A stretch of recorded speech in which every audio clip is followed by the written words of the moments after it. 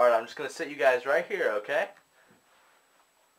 Sorry, this is a little far away. I needed my space. Don't worry, it's not me. It's you guys.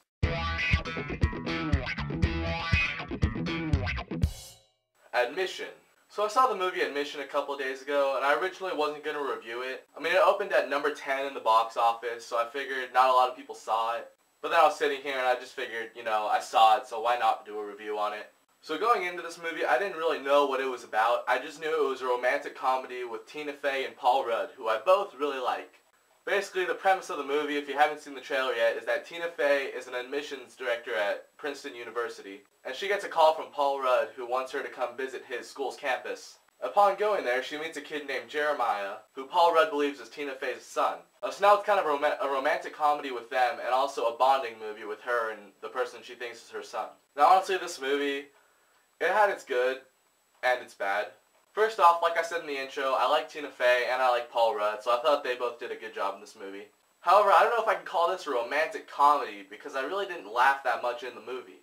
I mean, it was kind of a touching story, her bonding with her son, but a lot of the funny moments in this movie kind of just fell flat. Also, Paul Rudd has this little kid he adopted who's his son, and I liked his character too.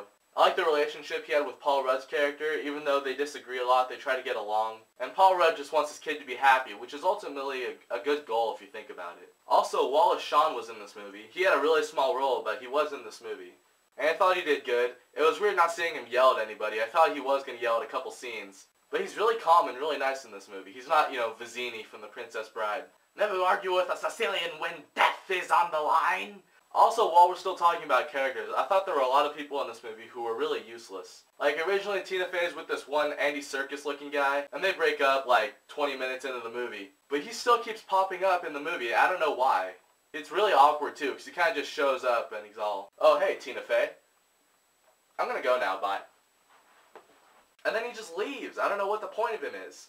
Also, there's a little underlying story arc in this movie where Tina Fey and her coworker are trying to fight for a promotion, and that really didn't have that much effect on the movie. I felt like the whole subplot could have been erased and the movie wouldn't have been any different.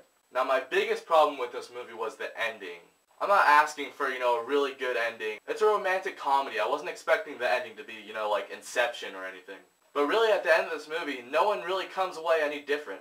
I don't want to spoil anything, but no one learns anything. There's maybe a couple lessons learned a little bit, but for the most part, people just remain the same. If not, they're probably worse off. So when I'm rating comedies are probably my least favorite genre of movies.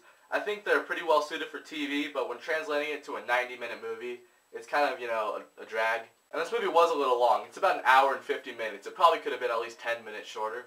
So when rating comedies, I really have to look at the laugh factor. Because it is a comedy, I have to see, did I really laugh in this movie? And no, I did not laugh as much in the movie Admission as I thought I would. But there was a really good relationship dynamic between Tina Fey and Paul Rudd and the kid and Tina Fey and her son. But it's not a perfect movie by any means, and it does kind of fall victim to a lazy script.